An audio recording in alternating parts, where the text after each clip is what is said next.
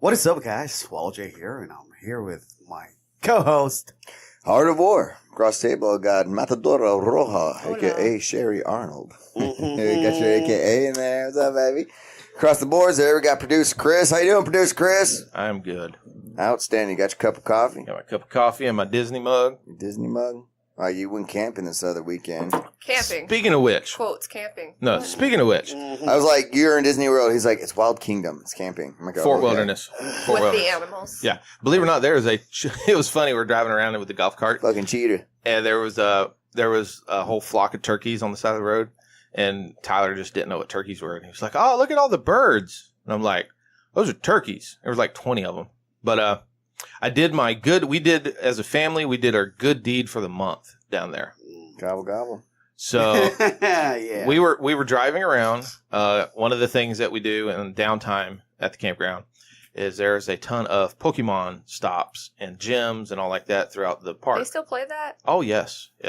Me and Amanda check in every day, get the stuff. So, because at any point, Tyler may be like, I want to play Pokemon. Let me play your Pokemon. And if you haven't been keeping up with stuff, then he chastises you because you've been sucking. Because you suck as a parent. Yeah. So anyway, we're driving around the campgrounds. We're catching the stops and we're doing shit like that. And we happen to notice this little boy. It's on a little push scooter. And he looks completely out of place. Kind of looking around, checking shit out. We're like, bro, you all right? You good? And dude's lost. Now, if you've ever been to Fort Wilderness, it is fucking huge. Now, is there cheetahs out there? I can snatch a kiddo up? No, but it is wildlife. There are bears. There are deer. In the woods? Yeah. You're in the woods. Gators, because it is Disney. They do have that problem. Well, didn't the kid get snatched up Yeah, last year. I thought it was like 2 years ago. It may have been 2, but I swore it was last too long year. ago, but yeah. Maybe we talked about it. Thought we talked about it. I don't think we did. Yeah, no, I think we I did. guess we did. Like, I was like, Yeah. what the hell are parents like letting their kids? It says don't swim in water. Like, oh, it was Well, it does. wading. It's different. I'm like, you stupid. It does now.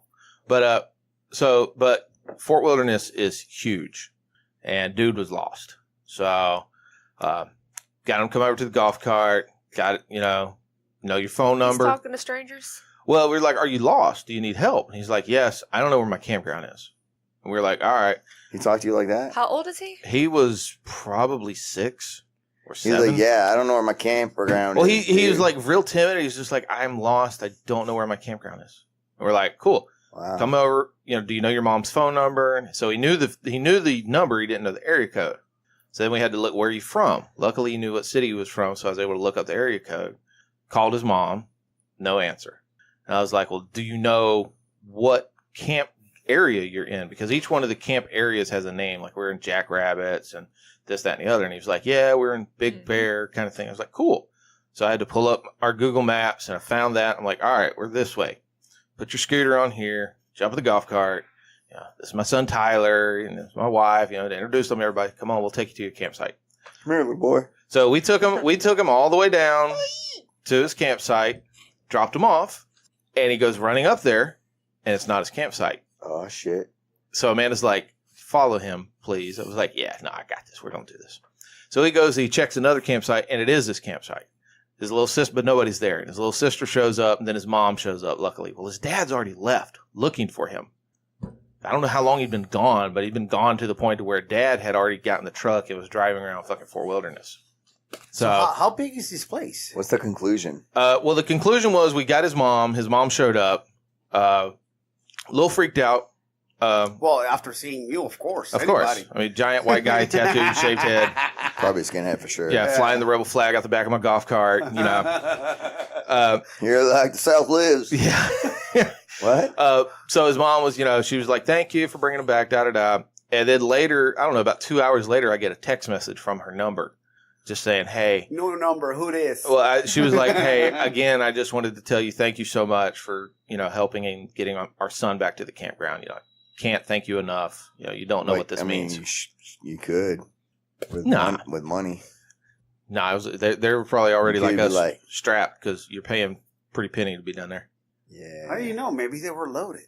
I don't know. Their camper one is as nice as mine. Oh, He's camper shaming now. Camper shamer. Hey, me and Amanda, we were walking one morning. Camping. Yeah. Carrots. Yeah, we were walking around our little block where we were camping at. We got the dopest camper out here. No, block? no. In ours, we were like mid range. Yeah. No, probably lower to mid range because we had probably 15 of the big RV buses, Yeah. and those things start at what this house costs for those things. Love that. Yeah. I will show it with my Yeah, car sure. with the little tent that goes out the back of my. Well, you got to think there was And one call that it we a were day. there was one that we were looking at. It's a bus with the partitions that expand out, all like that. Set up.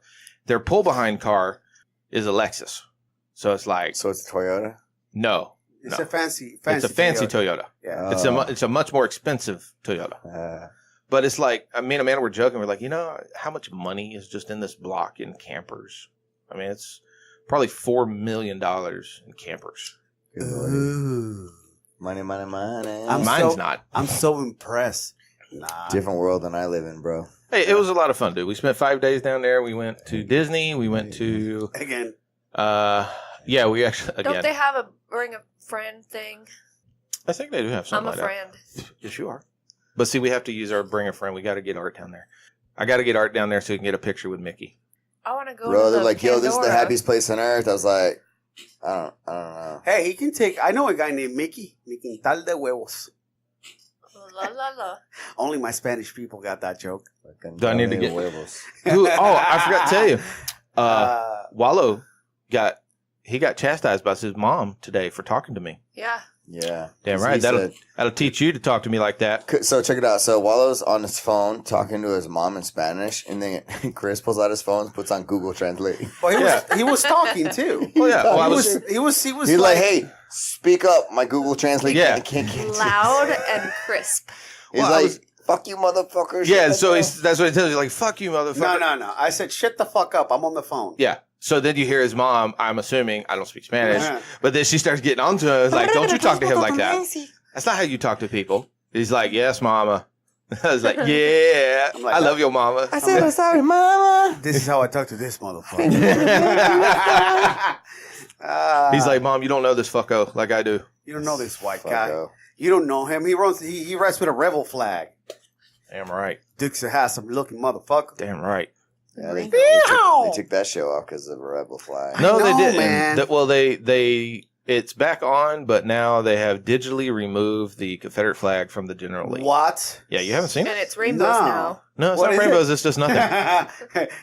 I'm offended on top. Yeah.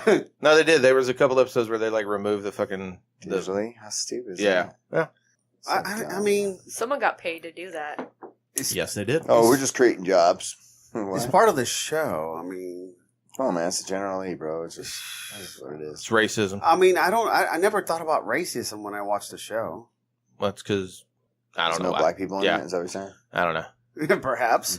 There They're not were. racist. They were. They were the criminals. criminals that showed up sometimes for Well, some I of the thought episodes. I thought Boss Hog was I don't black. think so, bro. I heard that Oh my Boss god, you're Hog. making up shit now. I know. I heard Boss Hog was black. No. You say he was black Who? It's an old from white the man. waist down. Oh. Boss Hog, get it? So lame. Sorry, bro. guys. Well, the next thing, Lame know, joke. if they continue, they'll make them like lengthen Daisy's shorts because her the shorts are. jeans. They need Yeah. to be down Digitally lengthened. Yeah. past where her hands reach. Mm-hmm. Did you know there's a bunch of pictures I heard online, like nude, Yeah. from the 70s? Yeah. Yeah. She hot as fuck back then. Fuck yeah, she was. Big old bush What is though. someone scanning Yeah. a Polaroid Well, now? Yeah. But Well, that was the thing back then. Yeah, that was the thing. You know, the whole shape look didn't come around Do they until just like the like 90s. pick it out? Some of them did. It definitely looked A like blowout. either that or Yeah. they fucking shampooed and conditioned that shit. They had a hombre. Put some Hombre. volumizer in it. Looked like they had a midget in between their Ooh. legs. Oh shit. Yeah. But see, the bad thing is then there were some, because I remember looking at old porn mags when I was a kid, and there were some where like they like didn't take care of that shit. So, the ones that had the furry, it was all right if it was trimmed up and it's kind of neat. But then you had the ones where they like started going down their legs and shit. Creeping Like down the inside of the legs. yeah, I was like, whoa. Ugh. Not Coffee, while I'm bro. eating. Yeah, no, you're Why not. is that so crazy, I'm bro? gonna pass on that. So crazy. Yeah. The I'm not. bush. I'm definitely not munching on that. Being like, Chris. I'm definitely Well. not munching on that. Okay, buddy. Hashtag me neither. Look, do you like hair in your food? No. Hashtag not it. Oh, I'm sorry. You call that food? Of course. Nutritious? Hell yeah. Is it because of the If you yeast? do it right, it is. It's like a beer. Oh, Was it sushi? did you guys see that? Not if it's good. There's a beer made out of Yeah, I'm not playing that. women's yeast. What? Yeah. Yeah. Yeah. No. Yeah. Yeah. I'm allergic to that too. There was there's been that post. I'm part of a fermenting page on Facebook for Uh-huh. some of the I bet stuff you we are.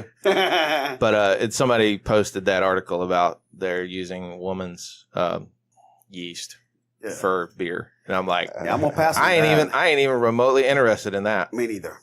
I don't even want to fucking try it to be able to say I tried it. It's just like, no, I'm good. Really. You know how right before you puke, like your jaw starts tingling? Mm-hmm. Your mouth starts watering a little I'm bit. about there. Yeah, start The getting that little world saliva. starts spinning. I believe those are called the mouth sweat. Yeah. The mouth sweats. Oh, yeah, Ew, it's that sweating. sounds so gross when you say it like that. Bro, you're that's what really is happening. You're holding the bowl. Yeah. And you feel like your mouth is sweating, and all of a sudden, all this Ugh. puke just comes out, and Well, you know why, right? and you get a great Huh. You gotta ab get workout. secretion so that it. Yeah, it's a creature so it protects your mouth from the acid that comes up. Is that what's up? That's why your teeth feel clean after you puke. Where? That's why they feel clean? Yeah. So that way it's a protection. Acid. So that way it doesn't Damn. That's why Damage your mouth. bulimics have so many issues with their throats and esophagus. Well, because their teeth. bulimics- Oh, make each other puke. Yeah. Because if you make yourself puke, then you're not producing the saliva. Nope, it's too fast. It's too fast. Your body didn't have a chance to get all the warning signs and get shit pumping Warning, and So, going. warning. so when you like basically put your fingers down your throat, it doesn't give. You're not producing any saliva Okay. before you vomit. Word. Now it is one of those things where because I hate that fucking feeling. That's like one of the when you Of know. getting that You're when like, you if I know could it's just puke coming. right now, it's going to Yeah. be good, but it's going to be so miserable. Yeah, because I'm a violent one. Like I'm the dude that's like straight legs standing up above the bowl. I mean, I am getting it all out from the go. Yo, Me- you know the me last too. major puke session I had is that I remember was you were drunk. I was drunk. I was down in St. Pete with my boy Logan and Serena and her boyfriend, and we were like driving in her boyfriend's car. He came pick us up from one of the bars. And I was like, bro, I'm not feeling good. And he was actually in the seat next to me, and Serena was driving. And then like we got out, and I started puking all over his car, all next to his car, and he seen me puking. He started puking, and then I felt so bad. I would have given Like, you a fucking bus pass. Puked all over We're his like, car. get But to this your is it. This is it. destination I was with like, guys, don't drive, because what they're doing is they're driving real fast and they're stopping really quick on each What? light. I was like, guys, I can't hold it. I can't hold it. Like, no, you hold it. I'm like, no, I can't hold it. Mm-mm. I was like, let me out. Brrr. Once it starts triggering, it's done. Yeah, once you get that feeling, and you're just like, oh, it's not a matter of if, it's just when. When is this Yeah, happening? I was like, it's gonna happen right now. I was like, pull over. Yep. And they kept like, no, hold on, we got 2 more blocks. I was like, no, I got a quarter of a block. I got a quarter of a block and I'm out. that 2 blocks, it feels like 2 hours. It's like, nah, it ain't happening. When it's terrible. like you got stomach flu or something and you're trying to fight it and you're like, I don't want to puke, but then you go look at the toilet and you're like, okay, let's do this. Yeah, that's the thing. It seems to be the trigger where I'm feeling uneasy. I'll just go ahead and go to the bathroom, and then as soon as I start looking at the toilet, I can just feel, I'm like, all right, it's coming. There's no Oh, yeah, reason to it's go like, anywhere. It's like a trigger. Yep. Trigger. Welcome to Toilet Talk. Dude, I hate Like, it. this is why I clean my shit. Clean my toilet. I'm just kidding. I hate it. The last time for me, it was food poisoning. Oh, that was horrible. Yeah. I remember having food poisoning and like puking in the toilet and like, the other side was not so good either. Yeah. That's So it was like ass end was in the shower, the other one's in the toilet. Yeah. Just, blah. that's when you go and find that 5-gallon bucket so you can just place your ass in the toilet and Fucking puke in the dying, bucket. dude. Yeah, Ain't funny it's what liquor does to your body. terrible, bro. And then what's Terrible. even worse is then if you get real fucked up on a liquor and get like real sick, You can't drink it again. all you got to do is sniff that shit. Oh, You're yeah, like, yeah. bro. That happened to me. It's a warning symbol. I Warning went symbol. to California back in 2004, and dude, we were partying from the 9 days that we were out there. I got drunk 7 Mm. of those days. The other 2 days were yayo days. Yeah, Getting doing, back up. You know what I doing mean? lines of hookers' asses and all that stuff. But Jesus Christ. anyway, I come That's back another podcast. and I was drinking, basically Crown and Coke pretty much Woo. all the time. That's in Crown and Coke That's a good yesterday. drink. It's an easy drink to just keep downing and get fucked up quick. To this day, I cannot smell Crown. Really? Oh, it upsets my stomach like this. See, I'm Mad Dog 2020. It makes me gag. You're like, whoa. Dude, if I smell fucking Mad Dog 2020. What is Mad Dog 2020? It's a cheap fucking gut rot malt liquor. It's like back in the day when we were kids, like people get Mad Dog. It tastes like candy. Yeah, I mean, it's super sweet, but it's alcohol. It was like one of the first things we got from the fucking Jiffy store back in the day. I was trying to think. I was like, why do they call it Mad Dog, bro? It's like, that's a chick drink. It really is. That's like Boone's Farm. It's just Back like in the day. Farm, yeah. But you Box drink wine. you drink 3 Pretty bottles much. of fucking Mad Dog 2020 when you're 17 years old. Mad Dog 2020 sounds like it's a gangster drink, bro, but it's not. But it's not. It's a chick drink It's not. for sure. It's grape and fruity kind of flavors, but it's like very syrupy. It's bad. It's just fucking bad. And yeah, 3 bottles in, all 3 bottles came back out. Ugh. And it was so, I mean, it was so much, I was like through the nose kind of, it was bad. Now, I see that shit at the store. I'm like, I gotta fucking go. Get that out of here. Gots to go. You puke so violently that you get an gotta ab go. workout. Oh yeah, dude, that's kind of one of the things. Like, you get sick for a couple days, you vomit for a day and all like that. Then you're like, man, I'm already like halfway to a good workout. I might as well start working out now. I was like 7 months pregnant with Jake, and I got the stomach flu that I went through my daughter and my ex, and we were all just sharing the toilet puking, and I literally thought I was going to give birth through my mouth. Like, it was, I was like holding my stomach, like, don't come up that way. Birth through your mouth. Oh, Yeah. It was intense. So speaking of flat stomach, so like intermittent fasting and stress, that'll like knock down a lot of weight. I know you're like down to 165. We heard. Nah, I'm like down. You're coming to my level. You know, I'm training like 6-7 days a week, and yeah, doing the intermittent fasting too, man. You know, I'm down. to, like, We are 180 against you intermittent fasting. 181, 182. You know what I mean? Yeah. Yes, against Until it. you get the hangry stuff under control, and you can control that. Have I been hangry? We've dealt with you after you've eaten. So Brandon wants us to talk about the fights. We'll get to it, bro. Yeah, we'll get there, bro. Jesus, We're just started. Don't just kill waking up. Yeah, don't kill our flow, bro. We're just waking up. We got to talk about. You know what? Actually, We haven't seen each other in like 2 weeks. I know what Yeah. the Fucking fuck. bro. AKA, let us do our thing. AKA, yeah. I'm just kidding. So I actually got a text message from a guy named Andrew O'Brien, super cool dude. All right, and what did they say? He's actually kind of new to jiu-jitsu, but he's Dear been- Art. No? I was waiting for Kind you to of. finish. Oh, No, he has some questions though. He's like, shoot. yeah. What's the question? Well, it's like 1 of 6, but we'll kind of like put our ideas on it together, and then I'll do my take. And the first question is, Hold on, are you going to read them all out, and then are just you going to do one at a time? Yeah, we'll just go one at Okay. a time. All right, cool. So the first thing is that he was talking about is, you know, when you start jujitsu, everybody says, you know, have no egos, leave that at the door. Right. Yes. And I have a different kind of take on the leaving the ego at the door thing than probably most people. I think saying not to have an ego is when you do jujitsu is a lie. It's probably one of the biggest lies. You know, leave the ego at the door. It's like, well, if you leave your ego at the door, you'll never really push yourself as hard as you can to improve. No, you'll be passive. Yeah, you'll be too passive. But Healthy ego. Keep your ego in check. keeping an ego in check, having a healthy ego, I think is the key. And I talk about this all the time, actually, Yeah. you know, in class. But if you have a healthy ego, it'll push you. But if you get tapped, you know, just know that there's levels, and you know that getting tapped is normal, and anybody can tap anybody. And my main thing is like I had this. I know Michelle almost broke my arm the other day. Yeah, Michelle almost caught a couple people actually. Good job. Couple good Good job, people. Michelle. I was like, fuck. Okay, I'll tap. Yeah, somebody got to do that. So I had this Canadian Air Force guy come in and train with me for like the last 2.5 weeks. And one of the things I said to him at the end, I talked to him about the ego, but I also talked to him about like tapping and not tapping and how everybody can be tapped. So that's why I said each human that you go against is going to have a head, 2 arms, 2 legs for the most part. You know, some might be missing some. You know what I mean? And you can tap anybody. It doesn't matter how good they are. You know, you just treat them like you would anything. Do your technique, trust in your technique, and you can possibly win for real. And on the other side of the spectrum, for the person that gets tapped, is not to lose your cool, man. You know, you've been training for 10 years, but you get tapped by a guy who only trained for like a year. Don't be mad at that. He used that tech and caught you. You know what I mean? Just be like, that was really good. Move on from there. Learn, hey, when this certain setup happens again, I don't do that. So that goes back to your ego, keeping your ego in check. Not to get mad if somebody beats you that you don't think should beat you. Also, when you go out into town, you know what I mean? Like if somebody's like confronting you, you having a healthy ego is going to help you kind of like de-escalate that situation. Because you don't have to prove yourself to your friends, to that person that you're having a conflict with, that you're the bigger, better man, stronger, whatever, more tech, whatever you want to say.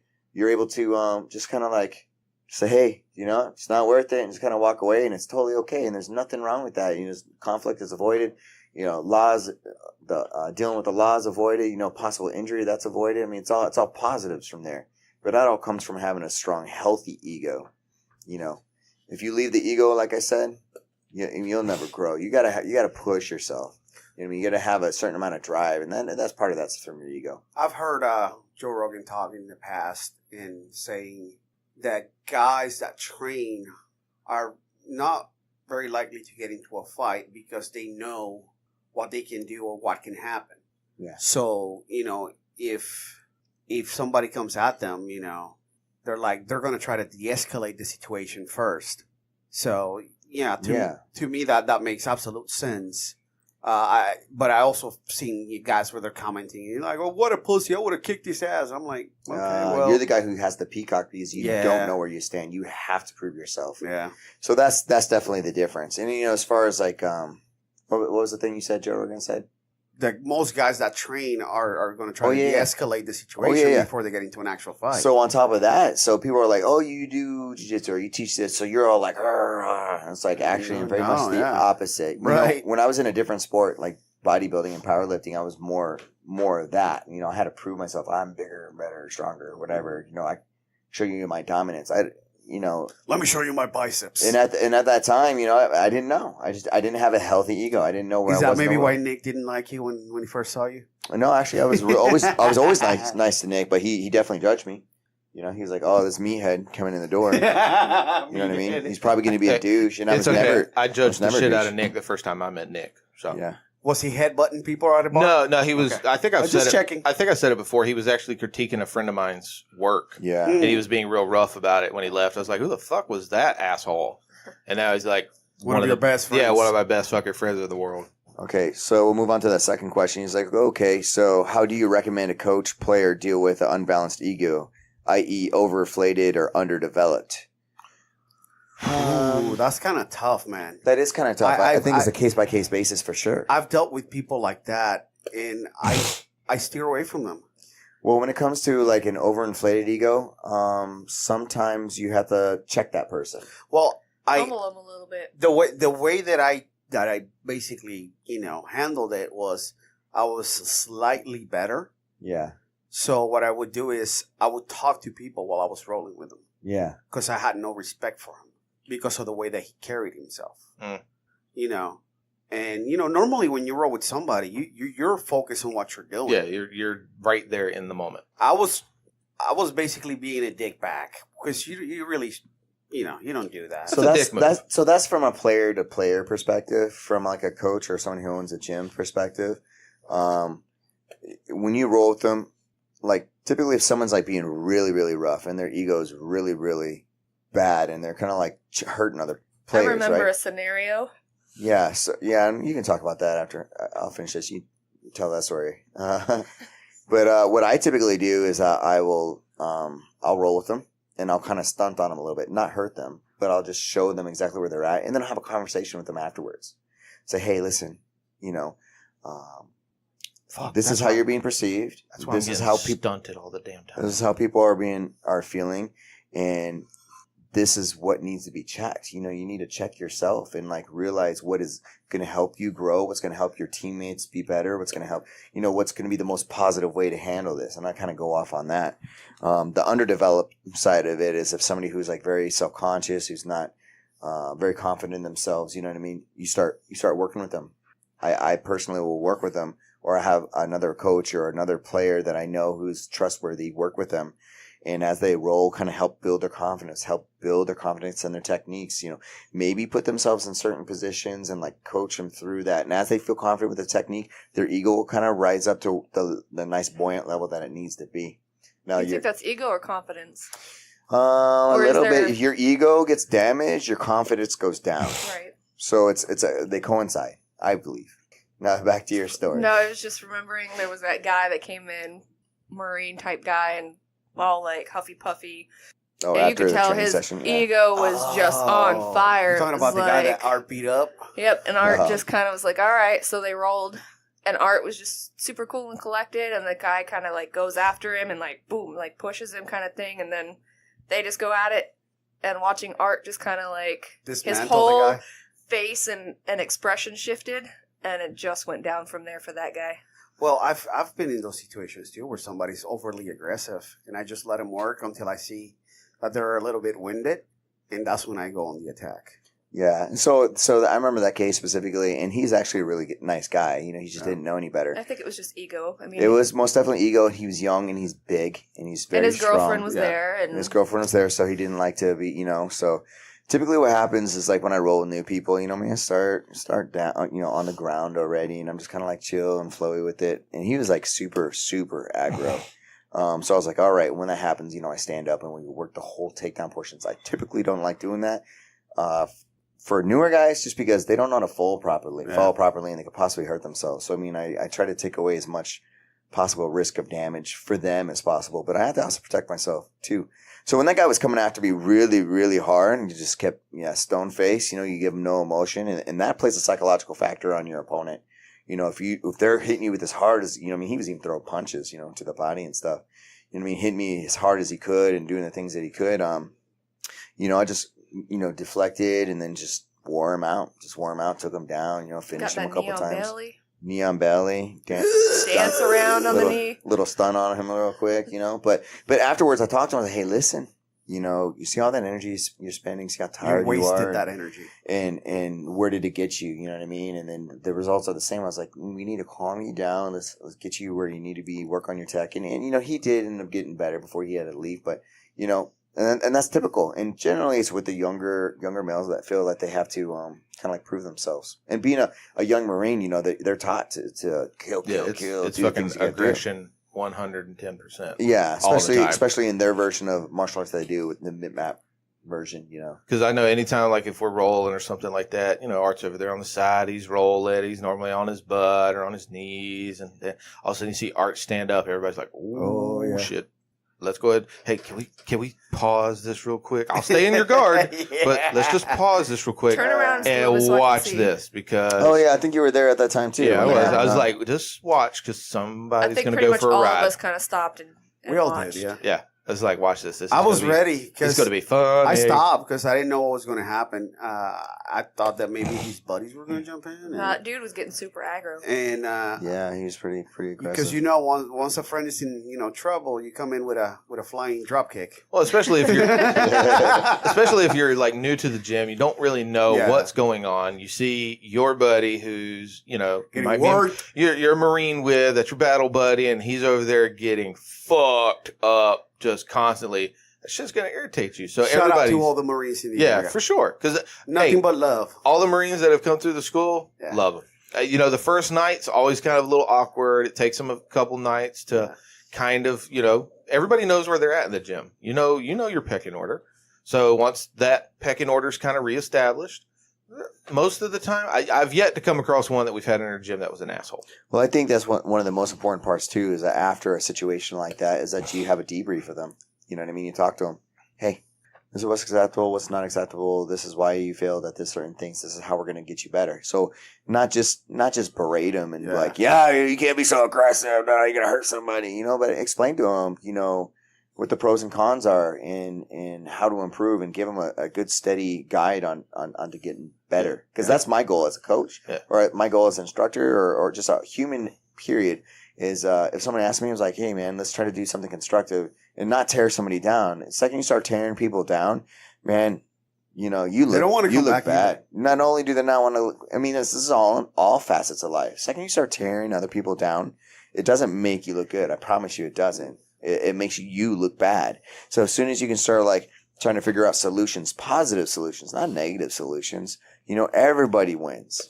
Second you start doing the negative thing, people call it karma, people call it, God or the energies of the universe, whatever you want to call it, doesn't matter. But it does come back to you.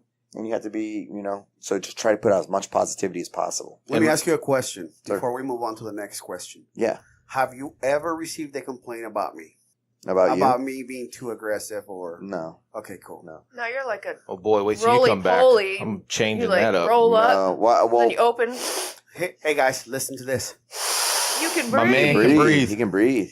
It's going to be more dangerous now. Got to be careful. Now, the one thing I'll say is one of the rules It's to gonna live. come white powdered. One of the rules to live by is take care of your training partner. Don't be that guy. That's- Yeah, don't be that guy that fucking beats up your training partner, even in drills and stuff like that. If you injure them, they don't want to come. They don't want to come train with you. They might get hurt. They might not come back, and it's just. Well, not only that, sucks for everybody. If you become that guy that's always like fucking gooning your training partner all the time and just It being sucks. a douche, Just- guess what?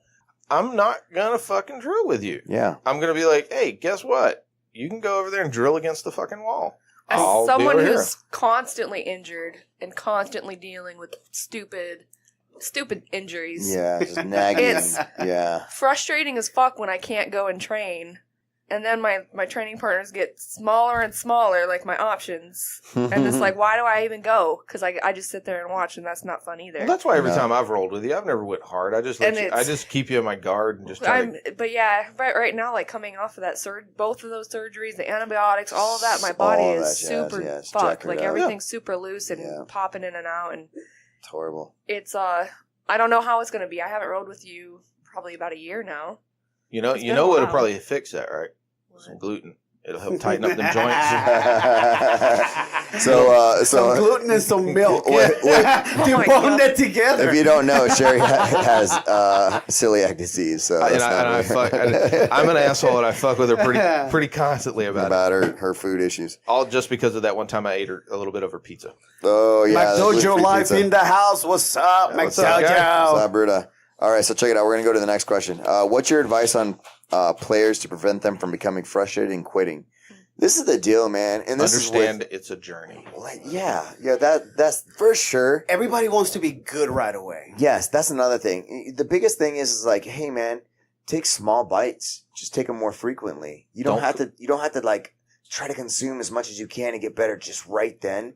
The biggest thing is just like realize it's a process, and that 6 months from now, you'll be like, you're going to be at a whole different level. And then 6 months from then, you're going to look back and be like, oh my God, I didn't know anything. 6 months, before you know, 10 years go by and you're like, I'm a black belt. Do I still know I don't know anything, even though you know a lot, but you're just like, I still have so much to learn, and, McDojo Life says, tell them to stop being soft as baby crap. soft as baby crap. There's two different ways of coaching, right? There's that 1%, 2% where you give them that tough love, like, oh yeah, stop being soft. You got to be hard. If you get to here, you fucked up. Yeah. And there's a very small percentage of people that react positively to that, and that motivates them. The other ones just need encouragement. Hey, listen, you're doing well for where you need to be. You're right on plan, or this is where you need to improve to get you back on track, or you're doing better than average. Keep that up. People just need reassurance the majority of the time. They just need a little affirmation that they're doing the right thing. So if that armbar is off, like, yeah, you got that armbar, but it's not going to work on somebody with this certain amount of skill. So you need to tighten this, and this up. And with that, you know what I mean? They're going to get better. You know what I mean? But if they keep failing, I'm looking at them and I'm like, this is where the big mistake is happening. And I'm telling you, and you're kind of failing. I'm like, you know what? Don't even worry about this complicated armbar setup. Let's work on another setup that's going to be more towards your game. Maybe it's your size or the way you move, or it could be something. It's just that particular technique is not necessarily your game. So let's build you out a game that's for you. Granted, you got to know all these techniques. You know what I mean? You have to know all these techniques, but when it comes to your individual game and what makes you better or what will make you successful, sometimes you got to modify these things. When I do private lessons with people, I don't give them cookie cutter techniques. What do you want to learn? I look at them. I see how they move through their roles when I've worked with them before. And I say, hey, listen, this is what you kind of gravitate towards. This is kind of the things that you really need to work on. And let's build a private lesson plan throughout however many times that you need it, to fix these different holes, and let's tighten you up. And I haven't had one person who's taken private lessons from me that hasn't improved dramatically because it's individually tailored to their needs.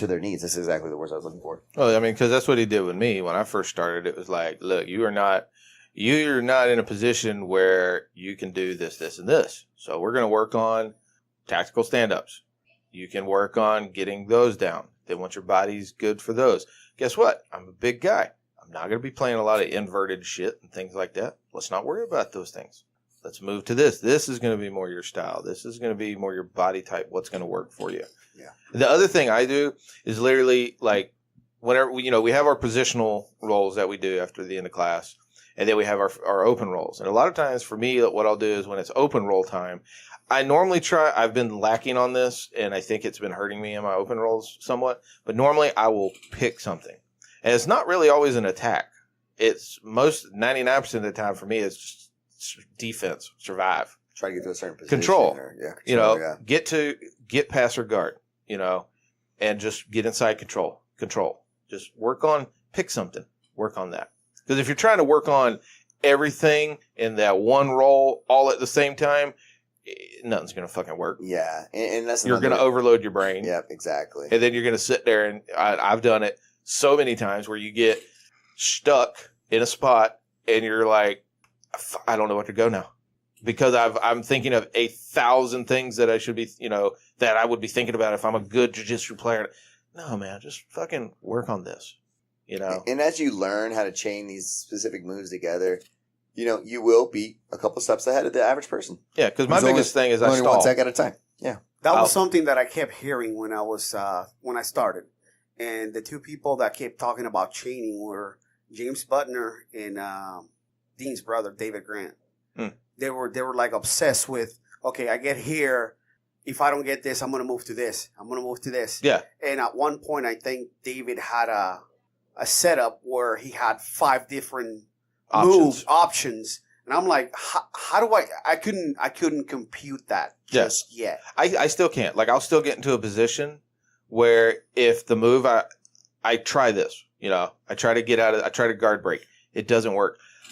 I fuck up because I reset myself, settle back down in the guard, and then start back over again and try to do the same thing. And if it doesn't work again, settle back down and basically restart back at 1. Instead of going here, okay, that stalled, and then transitioning to the next thing from there.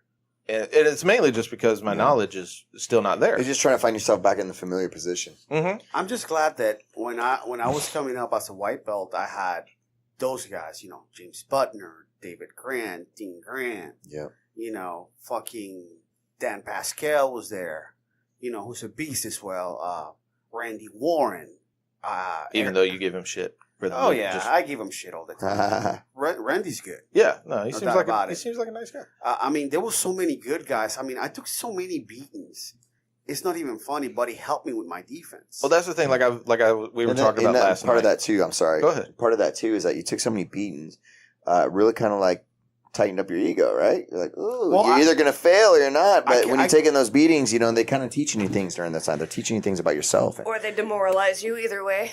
Well, you can look at it that way if you want to. Oh my God, I'm cramping. Hold on. You all right? Didn't drink enough water. Oh, well, that's because you keep drinking that bang. Well, that's what I was saying. Bang, bang. Like I was saying, I'm getting beat all the time, but then I have to constantly kind of remind myself who I'm going against. I'm going against Wallow. I'm going against Art. I'm going against Bert. I'm going against Andrew. Dude, I've never laid a beating on you. No. But the thing is but when I roll with you, I don't get past square 1. When I roll with Art, he'll maybe let me get past square 1 because it's a trap. I was going to say.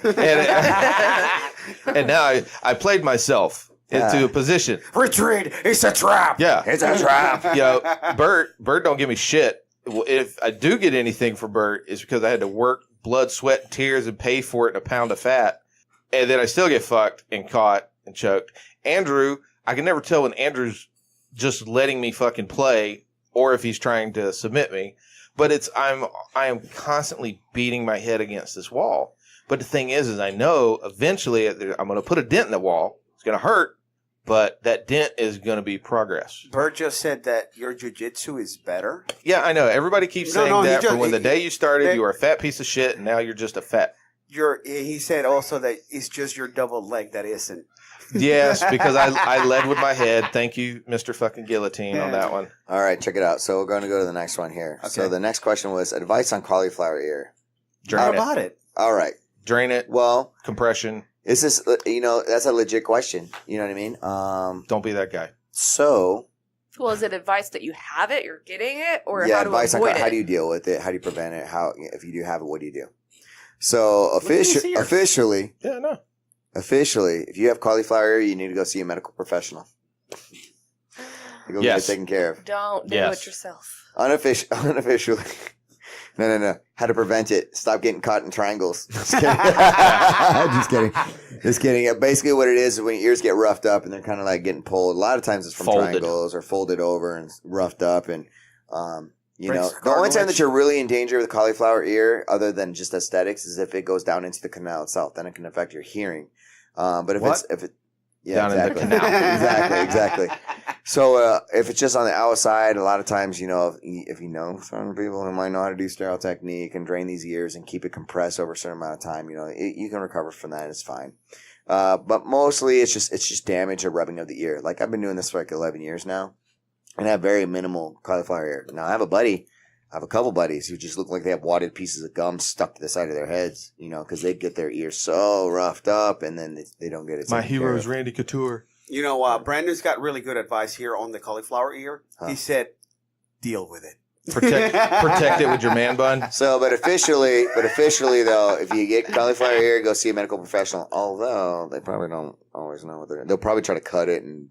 Yeah, I've seen. Remember what they did to Captain America? Yeah. He come walking into the gym after they got a hold of it. It's like, what the fuck happened to your ear, bro? Who was that? Clay. Yeah. Clay who? Clayton. Oh, Clayton. Captain America. I was like, Clay who? Yeah, Clay. Captain America. Because it's been so long. I know. Well, it burst on him in the middle of the night. Shouldn't he be back soon? I think so. I miss him. I do too. I love him. Mayhem. But what had happened is it burst on him in the middle of the night. And then it was like bleeding all over his pillow. So then he had to go down to the infirmary. And they like fucking cut it and stuffed it with fucking gauze and then stitched it together for compression. Uh-huh. So he comes rolling into the gym with two giant blue, basically Tampaxes to his ear. It's like, what the? Even Art, he walks in and Art's like, why did you let him do that? I try to tell him. He looked like a Doberman puppy. Yeah, it was so bad. I was like, God damn it. But it did heal. It did heal pretty good. Yeah. I mean, it did heal pretty good. One of my friends, she has cauliflower ear, and she found the best way to put the pressure. Mm-hmm. The best way to put pressure on is get the swimming nose plug. Oh yeah, just clip it on the ear. That's pretty cool. But they got the magnet specifically for cauliflower ear, too. which actually my buddy Chance he got those when she was having some type. It was like, I don't know.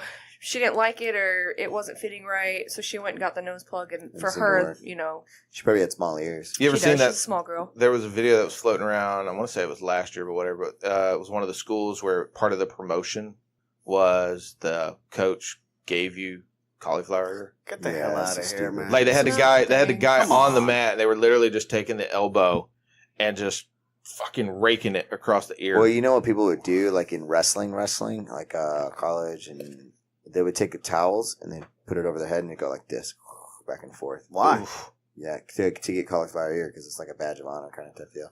Ugh. Yeah, it's silly. All right, so if you do get cauliflower ear, you might as well stay doing jiu-jitsu because if not, then you're just a dude that sucks with cauliflower ear. All right, so the next question: should a player develop technique first or conditioning first? Well, can do both. That's what everybody says, though. That's a cop-out answer. No, I'll break this down. Well, hold on. For you. How is it a cop-out answer? Hold on. Well, because everybody says that same thing. Stop, guys. I'm true. I'm gonna break this down for you. Okay. Break it down. So, each individual's journey in jiu-jitsu is different. Some want to be high-level competitors. Some just want to do it for fun. Some just want to do it for fitness. So that answer is going to change.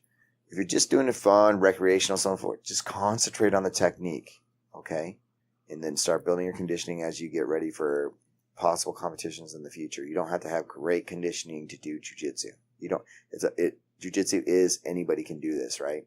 If you are a competitor, you're going to need the conditioning because you're going to need the specific physical attributes plus the technique. You have to have the technique because once your physical attributes fail you, i.e. flexibility, strength, endurance, conditioning, all that kind of stuff, fail you, you need to have good technique to fall back on. And if you have all those things plus good technique, it's going to be advantageous for you. It's going to be for your complete advantage to have both. So for the average player that just comes in and just like learning, bro, you need to know your techniques. For the competitive athlete, you need to know your techniques and you need to be conditioned, period, because you're competing against other people who are dedicating their lives to competition, dedicating their lives to being the best at whatever they're doing at that specific time. So yeah, you'll need both. I think that's a pretty easy way to answer it, right? Is that a cop out? Who said cop outs? That's a better explanation. Is that better? I feel that if you have more conditioning, then it allows you to drill the techniques longer, and you get more mat time. Now, like I said, we're talking competitive setting. Sometimes if you have just better conditioning and tougher and so on and so forth, you can get away with sloppier technique. But why not have both? Have better technique and that conditioning, and then you're going to go get somebody who has, less technique and good conditioning, or not just the same conditioning as you. You're going to win. You see what I'm saying? You're trying to stack as much percentages in favor as possible. Here's the thing. Whether you're competing at a tournament or competing at an open mat, you're still competing. Yeah. You're competing every night. So yeah, you do want that cardio. You want that endurance. That will come with it. But what I'm saying is like, just know what you're training for, and then you have to do that. So like different levels of conditioning, bro. You know what I mean? Yes, training in open mats and doing those kind of friendly rolls and stuff like that, your conditioning is going to be at a certain level above the average person. But that is not going to be the same kind of conditioning you're going to need at high level tournaments. I wouldn't know. I'm not Gordon Ryan. Just saying. That dude's a Captain super stud, Abs. man. Super stud. Jesus. All right, so there's that. And then the last one. Would you ever consider starting a competitive team? Absolutely. Absolutely I would. But difference between me and a lot of people is that, or maybe not even the difference. Just my thoughts on it is like, I'm not creating a competition team saying you have to be on this competition team. You have to do this. You have to do that. If I have people with specific goals saying I want to compete, I want to do that, cool. I will create a team with other like-minded people in the school that want to do that thing. But just realize once I create that competitive team, I'm treating you different. I'm not going to be like, oh yeah, only once, twice a week, that's okay. No, you got to be there 4 days a week. You got to be putting in the work, and you got to be pushing hard. And if you're just sitting there talking in class, I'm going to get on you. We're typically, I'm like, hey guys, keep rolling. I'm like, hey, you're part of the competitive team. You need to set an example for the rest of the people. And of course, I would never do this like out in front of people. I pull them and say, hey, or I whisper in their ear, hey man, part of the competitive team, right? Yeah, okay. I was like, so you need to get as much drilling as possible. Show the example to the rest of the thing. I look upon you because this is what you said you want. Right. So I'm pushing you to help you reach what you want, not what I want. I would like everybody to compete. Sure, cool. Or I just want everybody to be happy, whether it's competing or not competing.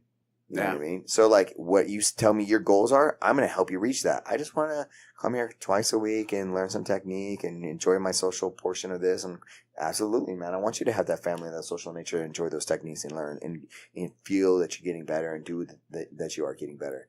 And then the competitors, hey, bro, I only saw you twice last week. Well, I spoke to my old coach, Matt, via text. Lumley? Lumley, yeah. I want to say about 2-3 weeks ago. And because, man, I miss him, He's such a good guy. Yeah. So I sent him a text, hey, man, just want to let you know, I'm thinking about you. We're talking about you. Hope that you're doing good. And, and he responded and, we talked a little bit back and forth. Told him, hey, I'm still training, 4 or 5 times a week, And he said, in order for you to maintain, twice a week is good. Mm-hmm. 3-4 times and above, that's how you're going to improve. That's improvement. You're absolutely right. I agree with him 100%. And I always say that. It's like 1, 2, maintain. 2, maintain, really. 1 is just to not lose it 100%. Yeah. But 3, now you're starting to improve. 4 plus, now you're really improving. Still got to listen to your body. I have a couple students right now, and one of them in particular that asks these questions. He pushes himself really, really hard. He comes very, very consistently. And then days when he's like, I'm kind of sore, I was like, just drill and you just relax. Or, hey, I need to take the day off. Perfect. And he lets me know, and I like that. I like them letting me know, hey, I'm not going to make it to class tonight. I'm a little sore. This is what I need to work. But he's not copping out either. He's telling me he would be there if he wasn't sore. Trust. Yeah. And I have to tell him sometimes, even like, kind of slow it down a little bit. It's not a race. You know what I mean? You're going to get there. You're still in the first month and a half, 2 months of your journey. So, well, before my surgery, I was coming 3-4 times a week. Yeah, for sure. And I wasn't rolling every day. It's just I'm a little bit on the old side, so I can't just roll hard every day. So No. I would roll maybe on a Monday or a Tuesday, and then not roll at all until Saturday. Well, this is another thing too that I've kind of adjusted the way that I do my classes now too. Before it'd be like hour of instruction, hour of rolling, or strong hard 45 minutes of rolling every day. Now there's a problem with that. Your body can't take that much damage every day. So I can't expect these guys to be able to train 4 times a week. So let's say I only have them roll for maybe 30 minutes versus an hour. Now I'm getting in there 4 days a week. Now they're getting 2 hours of solids rolling in versus, you know what I mean? Of fresh, technique and positional and all that stuff versus them maybe making a day and a half, 2 days at an hour and plus the hour of, their bodies aren't able to hold up. I'm able to get them more mat time by chilling out the length, the duration of the heavy rolls. So they're still getting good rolls. They're just able to get it more frequently. So i.e. they're getting better faster. Like I said, as I've gone through these years of coaching and being coached and going to different schools and seeing what works and what doesn't work, being able to adjust my schedule and kind of pick how I do things for people, I think this is one of the most optimal ways to keep people healthy, for 1, 2, improving, and 3, able to do it more. That's the key, able to do it more. Guys, I lost 15 pounds and I gained it back. Yeah, man, that surgery and not doing any work. Bro, I've been so lazy. I know, you got to jump on that strike fit. Let's tighten you up, son. You said fuck keto. Yeah, pretty much. Fuck keto. Fuck keto. I Praise Kellogg's. Bro, Yeah, I was Kellogg's. Yeah. I had the farts this morning. Dude, you were fucking bad. God. He did. For some reason, I think Milk and I are not I can't getting do milk. along. They've broken up. Dude, he was crapping his pants. I get the this morning. lactose free. It was like 8 o'clock in the morning. I'm like, oh my God, bro, I can't even do. And I had a cup It's yesterday, terrible. like chocolate milk. And I was like on my bed, like doubled over for like 2 minutes, just like, wanted to die. He was shitting all over Bert for the first portion of this morning. And then he switched his hips. So that for the second portion, I get it blowing my way now. It's like, damn, bro. Dude, I thought I was going to die.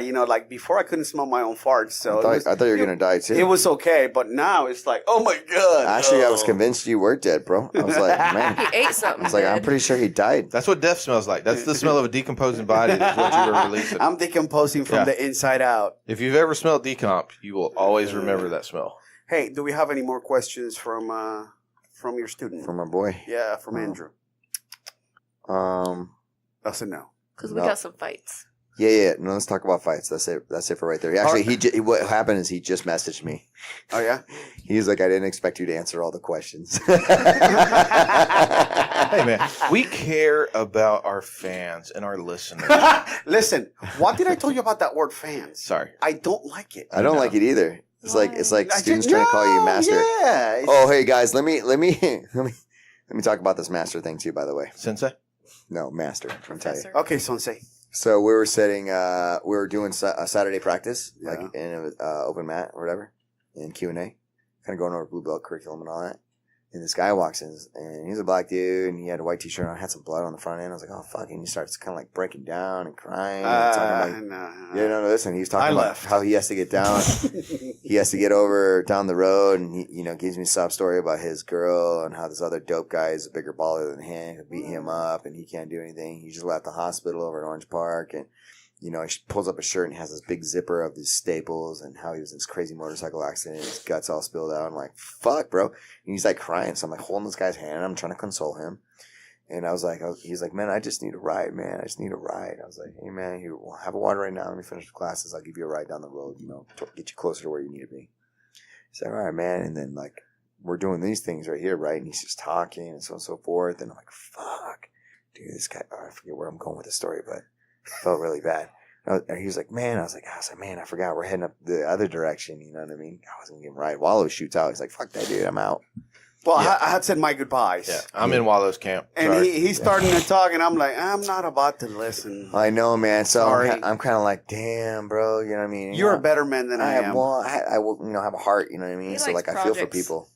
I like projects. Yeah, I guess something's wrong with me. I should just fucking cut all that shit out. But How about pick a project that just hasn't had like Stick with open that heart fucking surgery or some shit that's bleeding Yeah, through their bro. shirt? So- it's not a good project. I know. And he's like, well, let me get back onto the master thing. Yeah. So like I said, he's a black dude, right? And so he's like, all right, master. Da, da, da, da. I'm like, whoa. I was like, Oh, nah, God. bro. It's not. He's like, yeah, man, I'm in the dojo. And, I'm listening to the master. And I was like, whoa, bro. I don't like this connotation at all, dude. He's like, I know I'm black as fuck, man. Nobody wants to give me a ride. I was like, oh, fuck, bro. He stereotyped himself. Yeah, I know. And he starts calling me master, and he's saying he's black as fuck, and nobody will give him a ride. And I'm like, I see this big fucking open incision, or not open, but I mean stapled shut. And I was like, oh man, my heart was hurting for him. And at the same time, I was like, shut the fuck up. I'm not master. You know what I mean? Don't call me that. It's And crazy. then he gave him a ride a quarter mile down the road. I gave him a ride down to the BP gas station because it gets him closer to his bus stop. But So you might have been like, your BP gas station's a mile down the road. That way. I know, man. That way. Dude. Nope, not that way. Turn around. This is not how. Listen. Anyways, as I get in the car, I was like, I'm going to regret the fuck out of this. No good deed ever goes unpunished, which I'm going to find out a whole bunch lately. Nope. He starts fucking my road. Go down 93.3.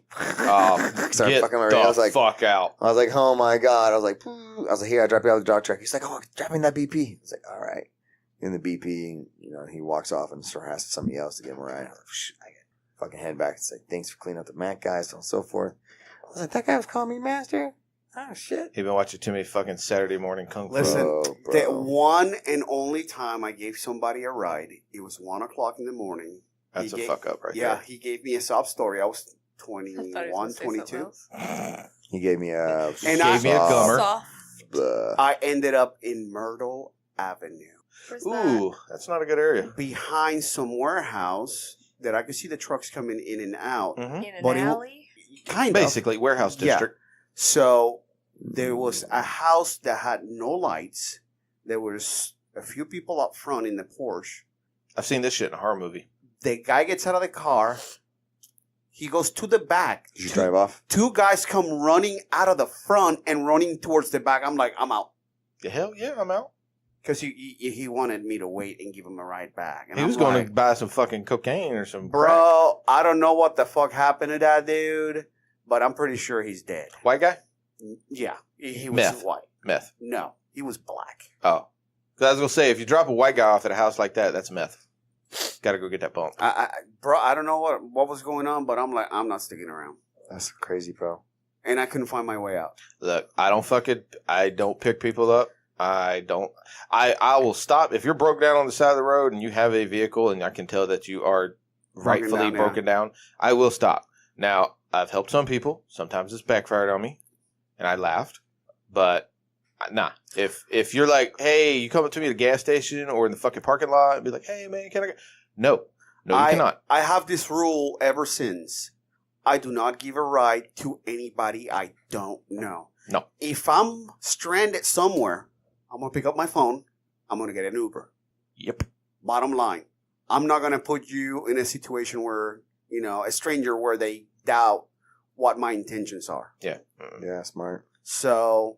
Now, what's crazy though is if I was in the country, I'd probably gonna stop, eat check a it. lot of peaches. If you're walking down the road, because it's your people. yeah, no. If you're walking down the road, like up in South Carolina or some shit, you're walking down the road, South up around, Kakalaki. yeah, up around where my family had farms and stuff. We're like, hey, where are you going? Because we, most knew all the houses around there. Hey, I'm going over so. Oh, hop in the back.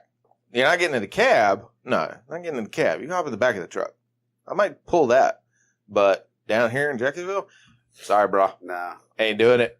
Ain't doing it either, bro. Sorry. So. Something's gonna happen, and if shit goes down, you're gonna wind up fucking lead in you, and you might die of lead poisoning. That'd be bad. Yeah. So yeah, I fucked up. Anyways, all right, let's talk about these fights. All right. So before we get to last night fights, Yes. did we discuss the previous week's fights? I don't know who With was it. Eddie Alvarez and Dustin No, we didn't. Poirier. Oh, yeah. Didn't even watch it. All didn't right. watch So controversy is I did.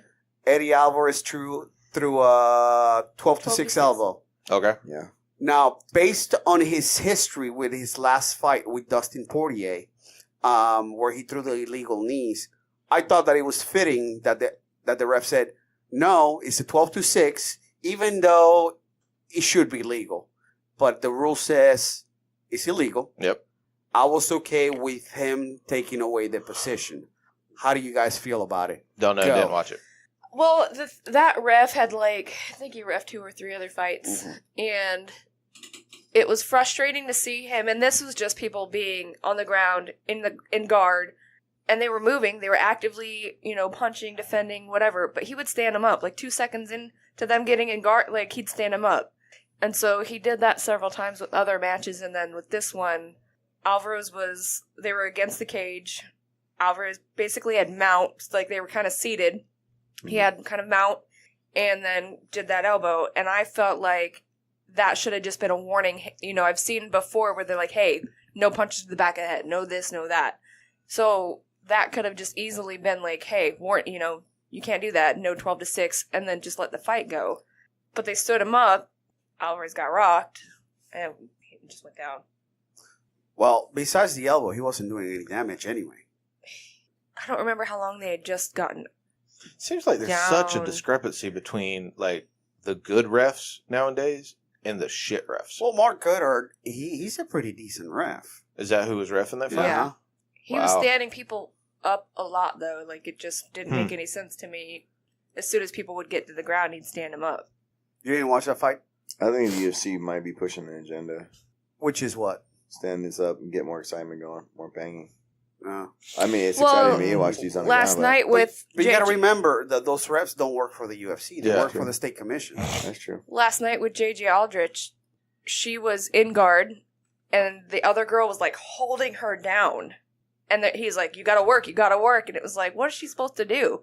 The other girl has her completely held down. She's trying to get out of it. Well, maybe he was talking to the girl that was holding the other girl down. No, it looked like he was talking to JJ. Well, if they were because close she was together- actively the girl on the bottom was, making more obvious moves. But throughout every time they were on the ground, I think they're getting bored with groundwork, is what it looks like. Yeah. Well, then just turn it into fucking kickboxing then. combat jiu-jitsu. I don't know. Shit. I mean, jiu-jitsu, it's it's a fight. It's part of an MMA fight. Yeah, so... I mean... I just 2 seconds, 3 seconds if into you- them getting there, Yeah, let them work for a if minute. you're not going to let them be on the ground, then don't call it an MMA fight I've seen anymore. other issues where people stalled a hell of a lot worse than that. Oh, yeah. No, I saw that fight too, and I was like, But, then, a lot of times, if a striker gets taken down, the first thing he's going to do is he's going to try to get fucking underhooks. He's going to lock him in. And he's going to pull him in, and he's just going to stall because he's hoping for the stand-up. yeah. Vice versa, if it's a jits guy and he gets the guy down, he's going to do everything he can to keep the guy down. Pinch him, yeah. Yeah, so, it's a battle of styles. If you're not looking for a battle of styles, then you're not really looking for fights. They call it boxing or kickboxing. Yeah, exactly. Yeah, call it something different. Yeah. But that JJ girl, man, she her hair bothered me. I could see too much scalp. She's a redhead. Yeah, those braids were tight. Ginger. Like, ugh. No soul. Bulbous. No soul. The other girl's kind of cute though. I ain't gonna lie.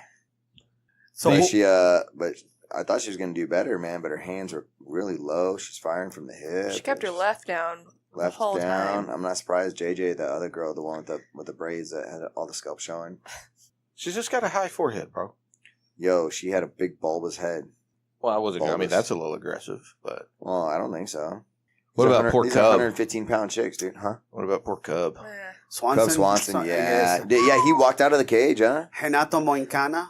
Hanato. Well, he lost. What is he going to do? Stay in there? Staying there for Well, the not hand. only He got that- knocked He does. They don't interview the guys that He lose. got finished. He got finished. Choked. Yeah, but They for won't- the they don't- hand-raising thing, usually there's both sides here. I think because Oh. he got serious. He got rocked. He got Well, he got rocked, rocked, but then he got choked. the straight jab, dude, was just that hammer jab right to the face. Boo, that was a Dunskies. Yeah, he got rocked, and the guy took his back, and that was the one we were talking about this morning. Where the guy didn't have the choke under the neck.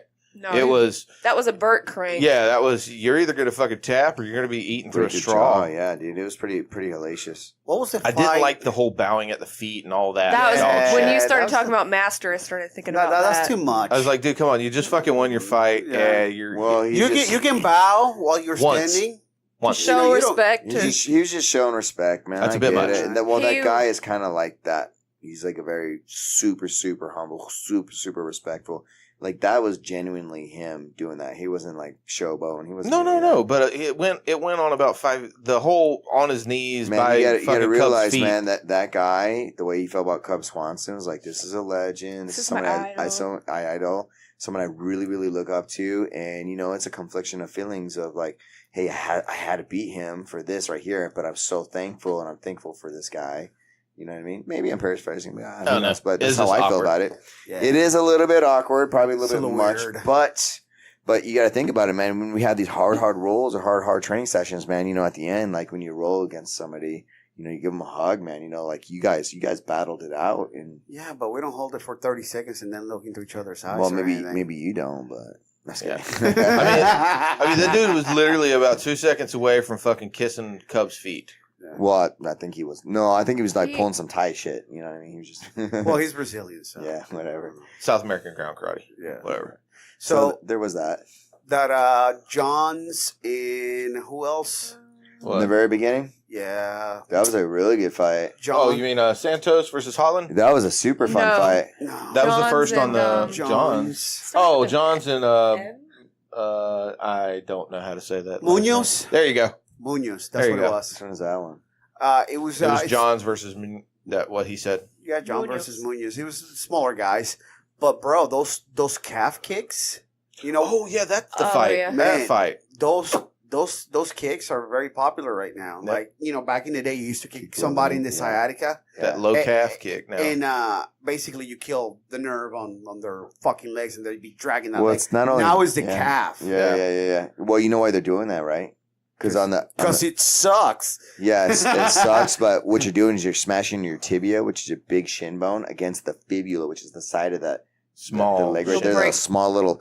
It'll break. It's a little strut bone. I mean, it won't stop them from ever fighting again. But man, it'll stop you from fighting right then. It's so Yeah. nasty. Yeah. Yeah, because So those nasty. kicks, man, they were making that leg just go. You know what? I'm done. I'm out. I don't want to be here Yeah. anymore. I'm not going to work for I you. have a buddy that wrote something. His name's Brandon Waters, and he's like very good Muay Thai guy. But he's like, dude, the art of taking the big bones and smashing the little bones with them, and that's whenever I see those kind of techniques, that's what I think. I was like, oh, you're just taking your big bones and smashing the little bones. Yeah, Brandon, that was a leg destruction for sure. Yeah, Oh yeah, because you can see the fucking red on Yeah. the back of the Those dumps. leg. And, ugh. But the one all the fights were pretty good last night. But I surprisingly enjoyed Henry the Cejudo. No, the Santos Holland fight. Yeah, that was a really. I good actually one. enjoyed it. I didn't know if It was I a was lot going of fun. It was back and forth. Talking and- about the guy from the Contender From Series. Yes. yeah, He that was talking fun. the whole time. He's like, man, why you hitting me so hard? That Don't do hurts, it that. sucks. Yeah, Yeah. he's like joking with him. Dude, I enjoyed it. that I thought fight. it was fun. That fight was better than his contenders fight. Yeah, I thought it was better than Yeah. the girls' fight for sure. Of course you did. Well, you don't like women fights. That's anyway. not true at all. Man, it's totally true. That's pretty Yeah. true. I'm surprised you know the name J.J. Hey, Aldrich. Look, we've got 87 episodes saying you don't We- like No, Yeah. we got 87 episodes saying you guys saying I don't like it. I And have and always you- denied it. There's- No. Okay. Whatever. It's the truth. Okay. You're the ones who said you never once in any episode you ever hear me go, I don't like any of the girl fights. I don't like girl fights. You never heard me say that. It's always been you guys. Name one of the champion of the girls division. Right now. Active champion. For which division? Active. Any Any active champion. Nunez versus Cyborg. They're two Okay, different who's weight the champion? divisions. Yeah. Cyborg. They're both champions, They're both- actually. Good try that. I mean, I kind of set you up with a win-win, luckily. I'm not wrong. I'm not wrong. Not wrong. Oh, boy. No, and Henry's foot when he like Mm. Oh, he that rolled was- and oh, that rolled was- and Yeah, rolled. he kept like, rolling and rolling. It freaked me out. I was like, oh my God, this is over before it's ended. Well- So Henry Cejudo versus, that guy. what's that guy's name? Mighty Mouse. Demetrius, Demetrius Johnson. Johnson. Show him How some do you love. not have respect for him? I know. Yeah, Show I him have some love. lots That of dude respect for that dude. Didn't look like he left the first round. He Yeah, had after the end of the 5, he was no just like, sweat on him, La, la, no la. heavy breathing. you can have cardio for days when you weigh 125 pounds. That's what I said. No, he's a Then you should have double the cardio, sir. That's not how it works. You're bigger, you should have more cardio. More is more. Give him more That's not oxygen to hold. Yeah, that's not how any of this works. No, dude, no, that was a really good fight. And to be honest, I was hoping that would be Henry that won it, but I was expecting Demetrius to win it because he's the champion, and but when Henry did win, I was like, I could see that because of the takedowns, the amount of control that he 10 had. to nothing. You know what I mean? And then actually to come through that first round after that adversity of his ankle, like I don't know if he got kicked. Something happened with his He leg. said something. he he stepped got back. kicked. Well, he said he got kicked, so he felt like when he went to step, he didn't feel it. Yeah. He couldn't Couldn't feel sense it. where his foot was touching. So Yeah. So he You know those kept rolling toes shit hurt today. Well, I think it's his That ankle that hurts ankle. today Yeah. for sure. I don't know, dude. He fucking took that big toe and like rolled that Yeah. motherfucker up under his foot. Yeah, that got shit was like pretty twisted horrific. in the mat. Ugh. So that was a really fun fight, man. Yeah, I'm telling you. I- And then Henry Cejudo's wrestling, bro, is on fucking On point. Oh, Yeah. good. You know, it's funny, man, because I remember watching his wrestling drills, you know, and Yeah. mimicking them myself. I mean, he's just so good, man. I would love to get him over here because that'd be cool. He was hitting that inside leg trip. Every time. Oh yeah, Yeah. it was Oh my dope. god. So dope. DC But then was DJ was so stoked for him. Yeah. Because he I was. guess he knows him since he was a kid or whatever. But he was very happy for him. Yeah. I mean, Well, he's a they're both wrestler wrestlers, too. yeah. And those are little guys, bro. It's like 125 pounders. I Jesus still Christ. love the meme that Miggy sent us with him. Oh, with Oh, the yeah. champ. Yeah. The first time somebody calls you Yeah, a the champ. first time an It's like- adult calls you a champ. Well, you know what's cool too is at the end of that he goes, "Hey, listen, I'm looking to take the winner Oh, of the 135. smart, So he's yeah. gonna either fight. He was either gonna fight Cody Garbrandt or fight T.J. Dillashaw. T.J. Dillashaw ended up winning.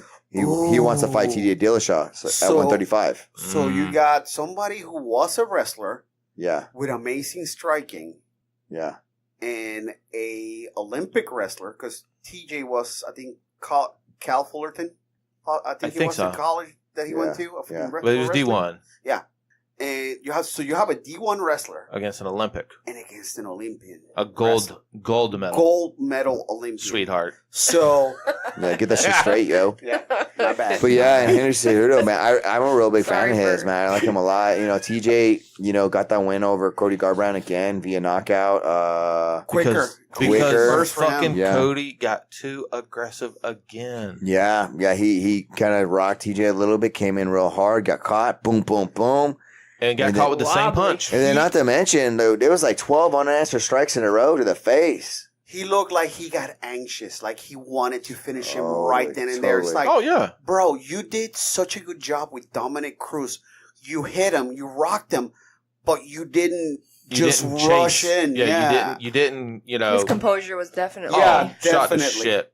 And it's the same Definitely. thing. He come rushing in, took that fucking overhand right, boom, Boom. got rocked, and then it was the knee because when he came off of the Yeah. came off the cage, took I think 1 and a 2, and then he turned, and then as soon as he turned, TJ just grabbed him, tight clenched, Boom, fucking head, knee. introduction to the knee, and done. And then Cody's still like throwing his hands up. Oh, you stopped the fight. Hold on, let me stumble backwards I real mean, quick. did you want him to face plant first? Well, this is or- the deal, man. Like, when you're in the heat of that, dude, you just, I know you want to keep. Nobody fighting. wants to lose face either. Be like, yeah, you beat me. He's like, no, fuck that. I wasn't done.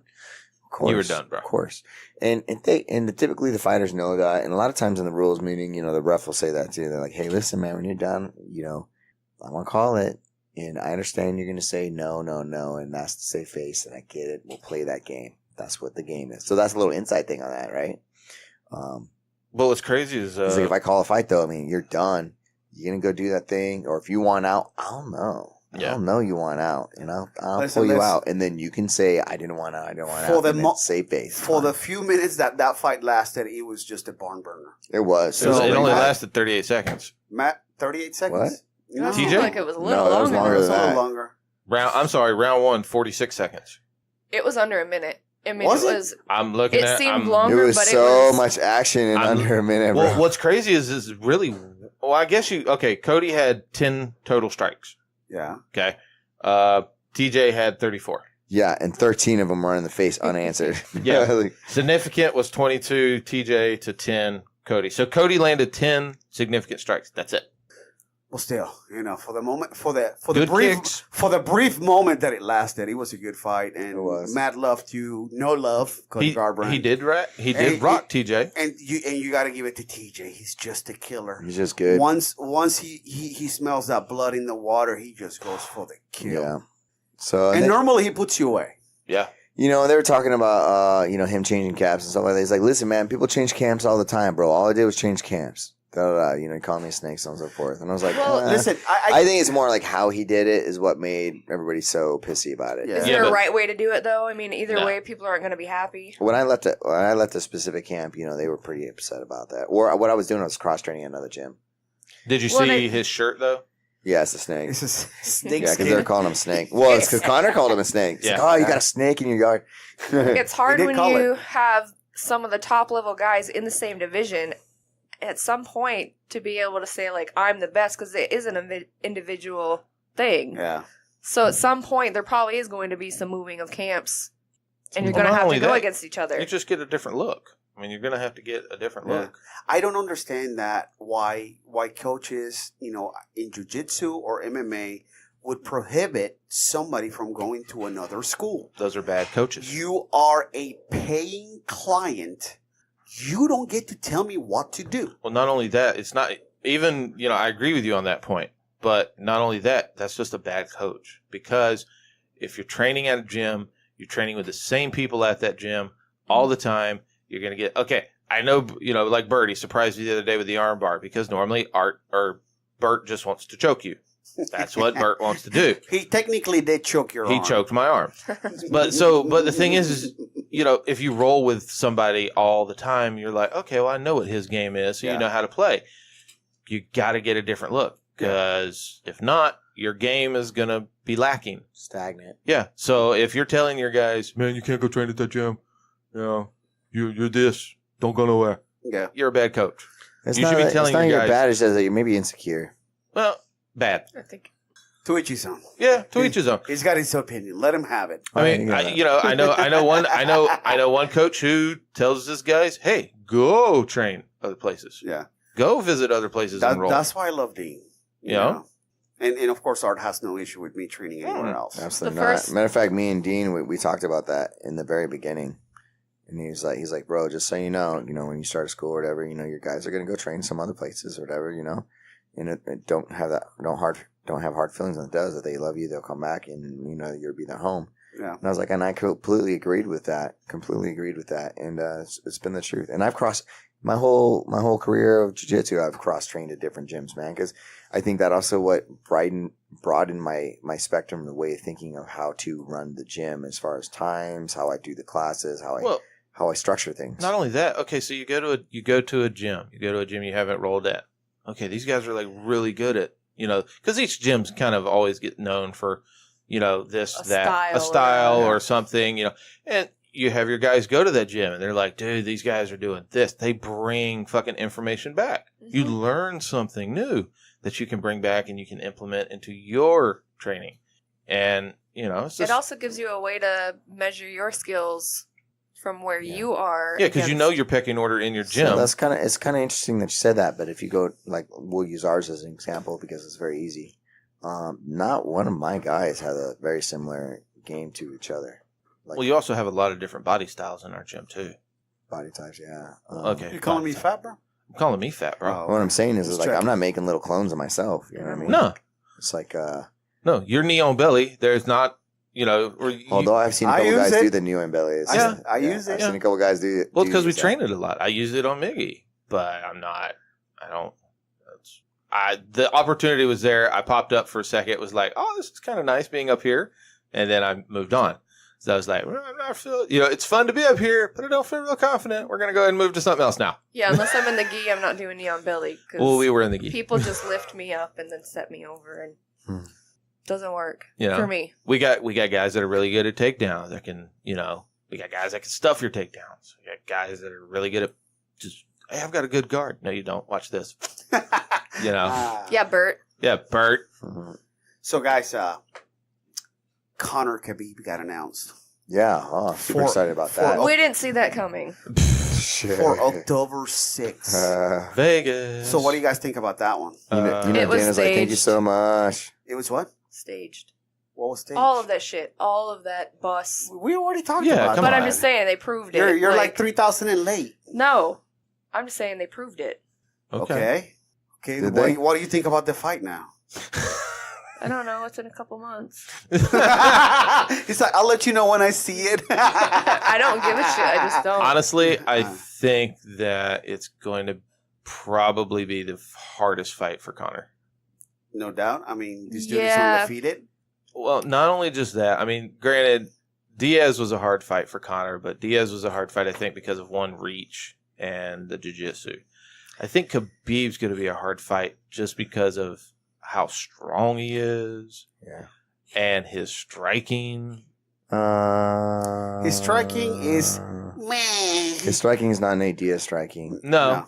and But his has, ground game's and he gonna has be- been rocked Yeah, by by Michael Gu- Johnson. by Michael Johnson, really good. And he's not as good as I don't want to say Michael Johnson's not as good as Conor as far as the striking goes.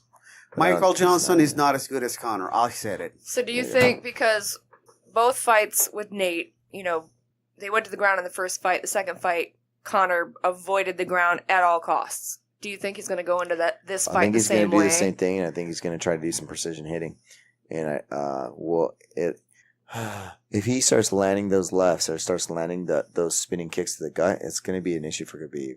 If Khabib can start taking him down and avoid that situation, which is going to be very, very hard, then it's going to be something else. So last with Nate Diaz, Conor had started training a lot with Chris Brenner, Yeah. the one black belt. Yep, strangler. Yeah, so he had worked a lot of jiu-jitsu defense because of Nate. So I don't know if he's going to, we were talking about that last night, I don't know if he's going to do that kind of same thing and try to get that defense built up He better. for the ground against him. I would if he's just gonna- talk to DC and be like, yo, What do I got to do? I need you in my camp, son.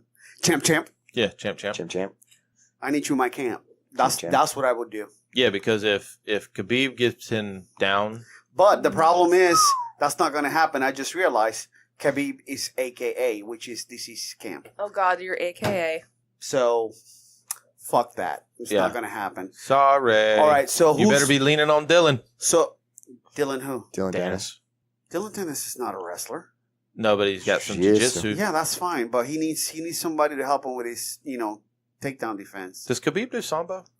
I don't know. I think he does. He's Russian, so Sweetheart. Sweetheart. I hate to be a That was a stereotypical. yeah. Well, that was a question that was asked last night, and it was just fucking funny because the answer was, well, he's Russian. Of course he does sambo, sweetheart. No. A sweetheart came when I said, "Oh, isn't he?"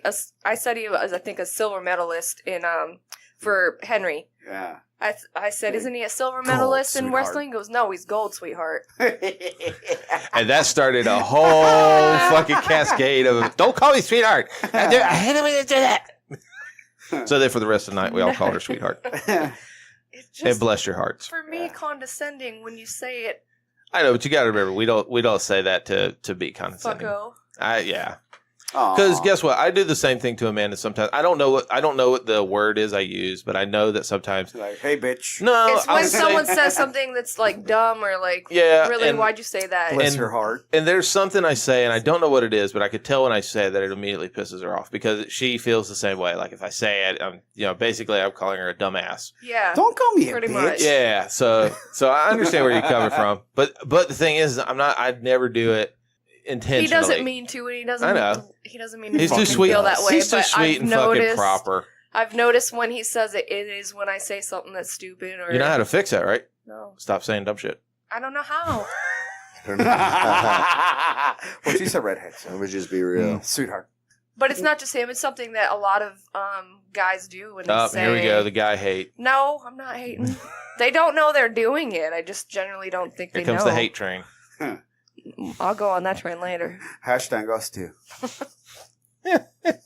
Hashtag me too. Anyway. Hashtag Wallow's next. Listen, Right. So Connor, that's fucking October. No, the we- 25th anniversary. No. No. That fucking That's card. October. Yeah. The card November. for the one in November with Tyrone Woodley and Darren Till. Yeah, let me go ahead and pull that one card up. is stacked. Dude, Darren Till. There was Did you three see- women's fights. Did on you there, see so the you'll stare not down watch it. between Tyrone Woodley and Darren Hill?